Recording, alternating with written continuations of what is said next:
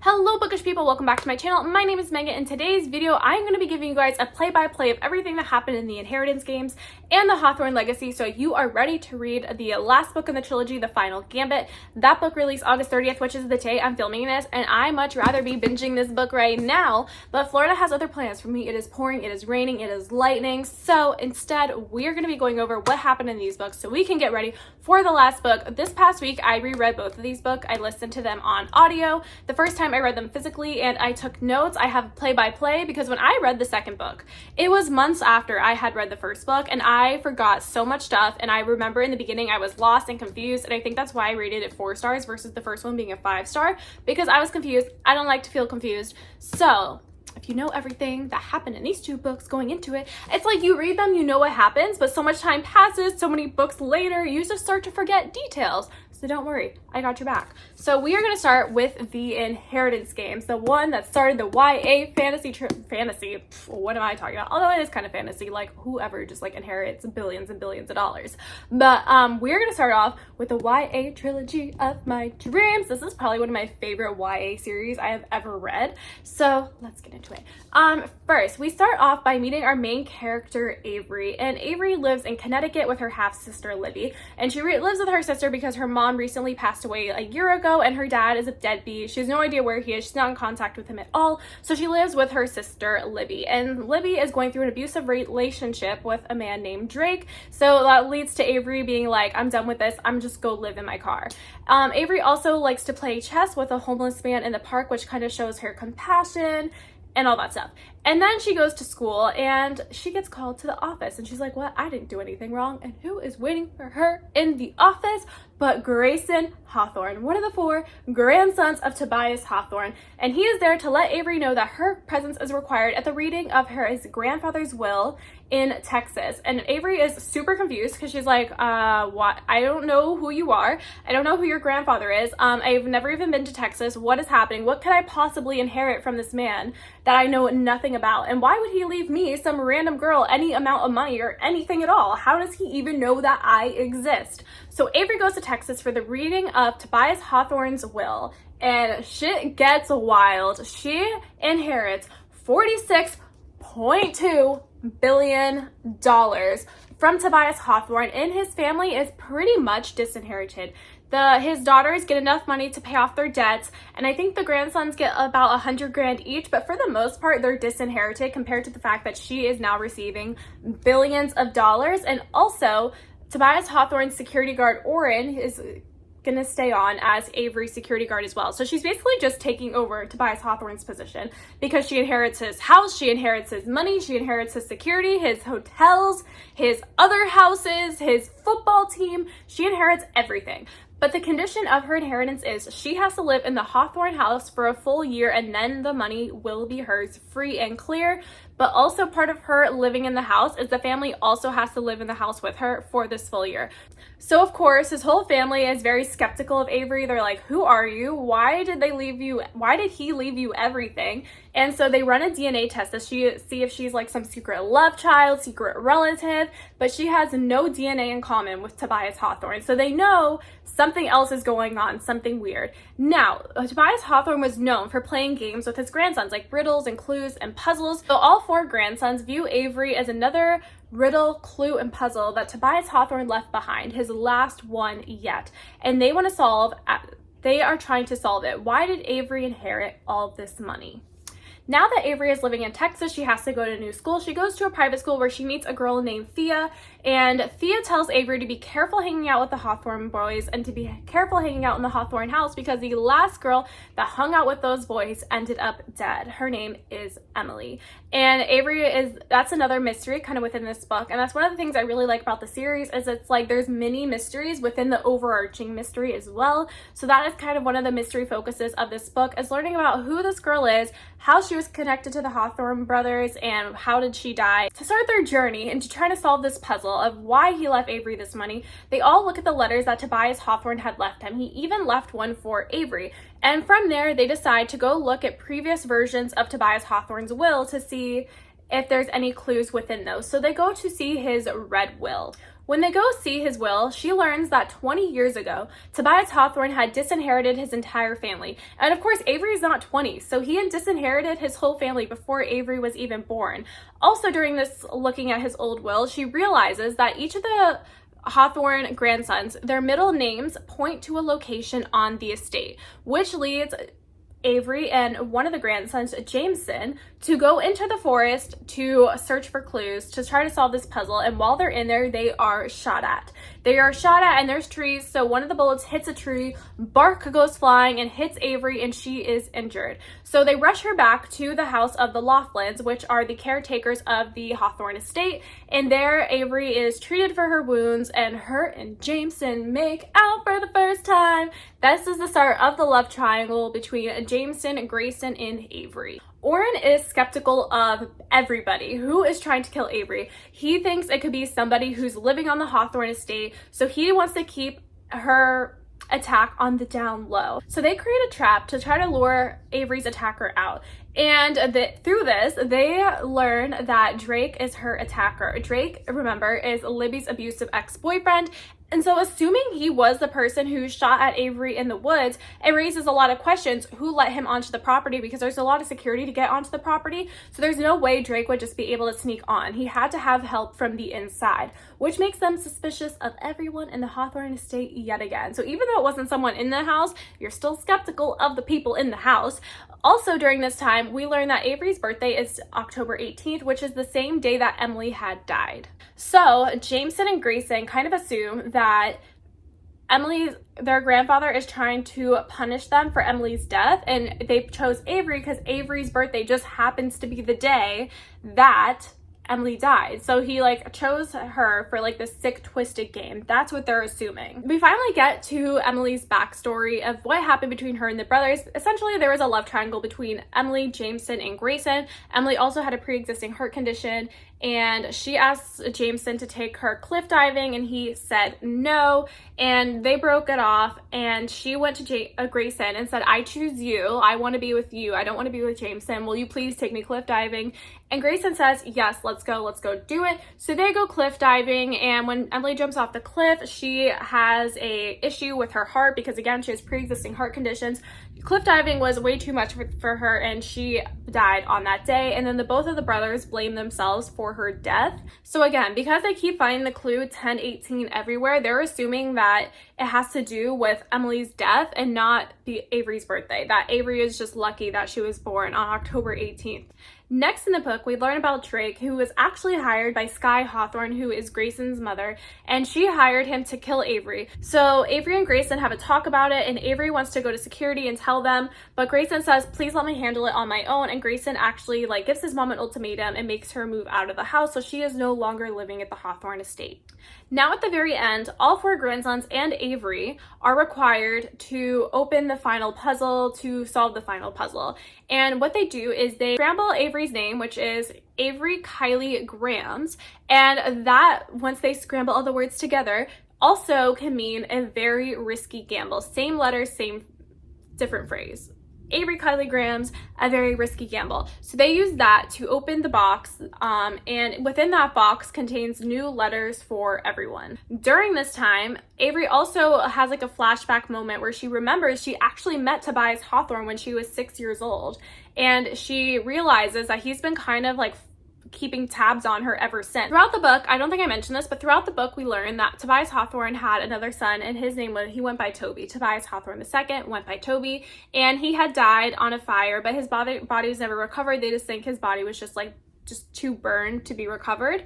And so at the very end, Avery sees a picture of Toby, and she's like, oh my god, no, I know him. That's Harry. That is the homeless man I play chess with in the park back in Connecticut. That is not Toby. That is Harry. And that is where the book ends. Dun-dun. Oh my god, what a cliffhanger. What a cliffhanger. When I first read that, I was like, wait, so when's the next book coming out? When am I going to read it? I need to know what happens next. Also, something I didn't mention that happened throughout the book, Libby and the oldest grandson, Nash, start into a relationship. And another thing we learned throughout the book is Nash, he would kind of wander off, and he would just kind of go do his own thing go to like small towns, whatever, and he would meet people who work in bars, work in hotels, befriend them, and bring them back to Hawthorne House to hire them for help for the house, to either be a maid or a cook or whatever. And that's another thing that we learned in that book. That brings us into the Hawthorne Legacy, which pretty much picks up immediately after the Inheritance Games ends. So in the beginning of this book, Avery is convinced that Toby is Harry and that she was playing chess with him in the park, and she's trying to convince people because not everybody believes her, because they like have accepted the fact that this that his son has been dead for like decades, so they're like, there's no way, like you must be like remembering something wrong. Also at this time, Avery's dad is trying to come back into her life, and Avery wants nothing to do with him because she's like, you're only trying to get back to my life once I inherit billions of dollars.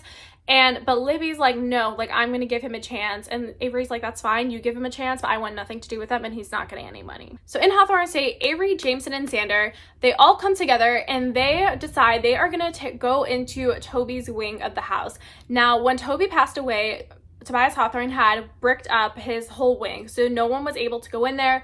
They grab sledgehammers, they knock the bricks down, and they go into his wing. And there they find messages written on his wall using a black light. I mean, of course, there's more details of how that comes to be. You know, there's like a message and a clock and all this different stuff. But the message on the wall is the most important light using this. They basically used his wall as a diary, and he wrote in invisible ink that could only be seen with a special black light. Reading the writing on the wall, that is a tongue twister. We learn that Toby is adopted, secretly adopted, because nobody else knows, but Toby found out, and he wrote it on his wall that he was secretly adopted. Another thing we learn is Avery recognizes Toby's handwriting, and she's like, that's the same handwriting that signed my birth certificate. So even though the name Ricky Grams is on her birth certificate, she concludes that Toby must have written it because it's the same exact handwriting. So all of this leads Avery to believe that Toby is actually her father, because if Toby is adopted, he wouldn't share the same DNA as Tobias Hawthorne. So the DNA test they ran in the first book wouldn't be accurate because they were running it against Tobias Hawthorne's DNA, not Tobias Hawthorne's II's DNA. So she starts to be convinced that Toby is her father because that's the only logical conclusion as to why Tobias Hawthorne would leave her all this money. So Avery and Jameson go back to look at Tobias Hawthorne's old wills again, and they learn that before Avery was supposed to inherit the money, that Tobias Hawthorne was going to give all his money to charity.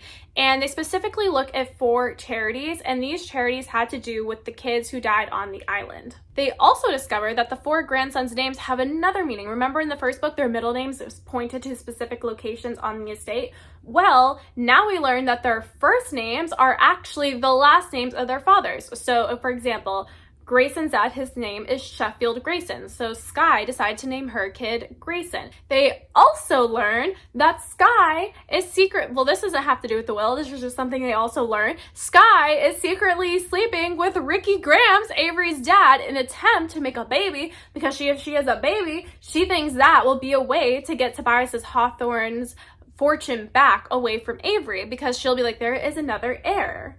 I have another child. There is another heir to the will. And Max shows up, which I haven't even talked about Max. Max is Avery's best friend from back home. We meet her in book 1, but I don't think she's very relevant to book 1, to be honest. Like, you didn't need her there, so that's why I didn't mention her. But Max is Avery's best friend from Connecticut, and she is flown out to live at Hawthorne House or visit Hawthorne House. So while all this is happening, Grayson and Jameson go out and look for Grayson's biological father. And when they meet him, they start talking to him, and he blames Toby for the fire that happened on Hawthorne Island that killed those 4 boys and 1 girl, one of which was Sheffield Grayson's nephew. He also accused Tobias Hawthorne of paying a lot of money to cover up the fire and make sure that Toby wasn't blamed for it. Next, they focus on Sky's inheritance from Tobias Hawthorne, and he gave her a compass, and in his letter or in his will, he said, may it always point true north. And then they realize, oh wait, Tobias Hawthorne has a vacation house in Colorado that is called True North. So they go there to search for more clues, and in that they learn that Zara and Sky, the 2 sisters, had a love triangle with Nash's biological father, and that they had got into a terrible fight with each other, and that's kind of what causes the rift between them. They also learn that they need Tobias Hawthorne's wedding ring to decode a special message or a hidden message. Also in Colorado, Jameson and Avery kiss. They make out. again. So they get Tobias's Hawthorne's wedding ring, and they also get his wife's wedding ring as well. And they notice on the inside of the wedding rings, there are coordinates engraved on them. So they look up the coordinates, and they were actually the coordinates that point to the location of Tobias's Hawthorne's other vacation home in Costa Rica. Man, this man has vacation homes everywhere. Meanwhile, Nash and Libby go to Connecticut to look for Toby. And while they're there, they can't find him, but they talk to another homeless guy who Toby gave a note to give to them. And this note says in all capital letters, "Stop looking." And now we're starting to get some answers on Toby's adoption. So we learn that Bex, which I don't even think I brought up Bex yet. So there's the Laughlins, who are the caretakers of the Hawthorne estate. And with them, they had a daughter. And that daughter gave birth to Bex and Emily. Emily is the girl who passed away in the first book.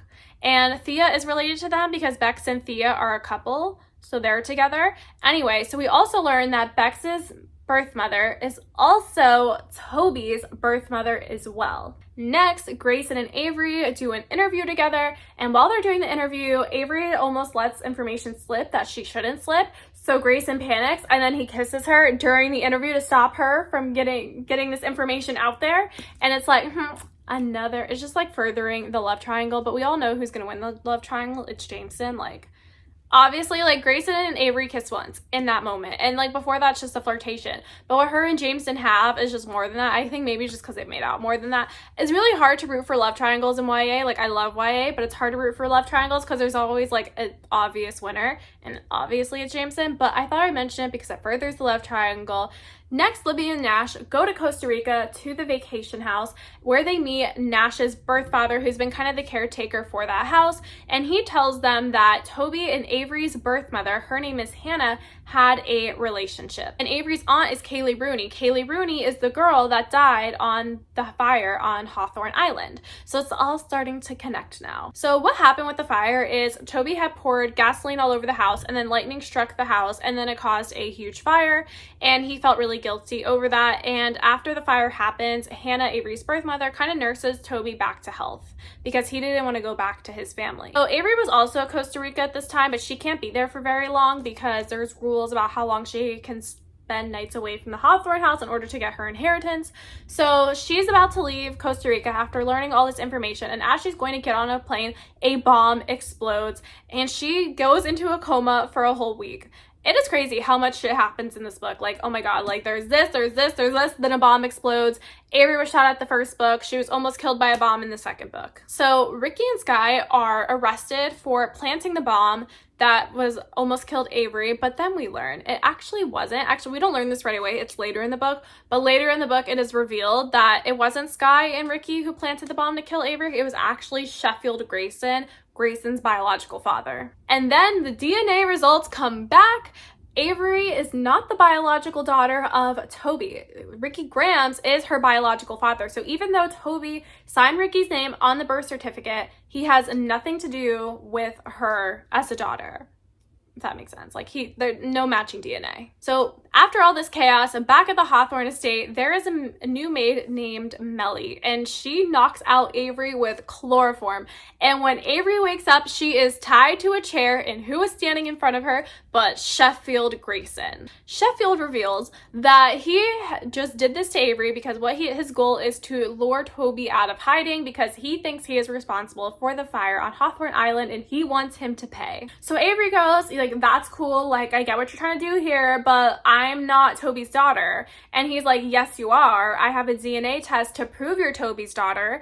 And she's like, oh, what are you talking about? I have a DNA test to prove that I'm Ricky Graham's daughter. So then we learned Melly used her DNA in the DNA test because Sheffield and Melly were working together to trap Avery. So, like, during their scheme they were concocting when they were trying to get her DNA to prove that she's Toby's daughter, Melly used her own DNA because Melly's half-sister Eve is actually Toby's daughter. I know, that is so confusing. Honestly, I think that's why I rated this 4 stars. The end plot, like the ending of this book, I'm not gonna lie, it's kind of convoluted. It's so confusing for no reason. So then we learn Melly and her brother Eli, which is another security guard, were actually working with Sheffield Grayson to flesh out Toby as well, but they had a different motivation. So they were kind of using him like as an ally almost, but like he thought they were just helping him, but they actually had ulterior motives. They wanted to flesh out Toby because they know he comes from the Hawthorne family and they wanted them to financially take care of Eve. So then Toby shows up, he comes in and he tells them, don't worry, I will take care of Eve financially. And then Melly turns and shoots Sheffield Grayson and kills him. Then Avery and Toby have a heart-to-heart when he's untying her from the chair, and she was like, please stay. And he's like, well, you've always felt like a daughter to me, even though you're not biologically mine, you've always felt like mine. And she was like, can you please stay? And he's like, I can't. Part of my punishment for what happened on that island is I have to exile myself from the family. And then the very ending is Jameson and Avery. She goes to him and she's like, I choose you. And then they make out, and that is the end of the book. Wow, that was confusing. The ending of the book, it definitely made sense more upon my reread of it. Because the first time I read that ending, I was very confused. I'm like, who's Melly, who's Eve? Because you're getting introduced to all these characters that really weren't mentioned previously, and it's like, oh, all along Sheffield, Grayson, Melly, and like this girl Eve, like they all had a plot together. Well, Eve didn't have the plot, but you know what I mean. Like Sheffield and Melly had this like plot together, and it's like you were never alerted to that earlier in the book. It's just kind of thrown in there at the end, and it kind of got very confusing. So sorry if I explained it confusingly. It was very confusing in the book as well, but now you guys are ready to read the Final Gambit. Oh my god, I am so pumped. I want to go to Barnes & Noble right now and read it, but lightning, thunder, raining still. So I'm not going to go, but I want to go. But I hope you guys enjoy this video. I think when I do get my hands on the Final Gambit, I will be doing a spoiler-filled reading vlog. So if you are interested in that, make sure to subscribe down below and wait for that video to come out. It should be coming out very soon. So I will see you guys in the next one. Bye!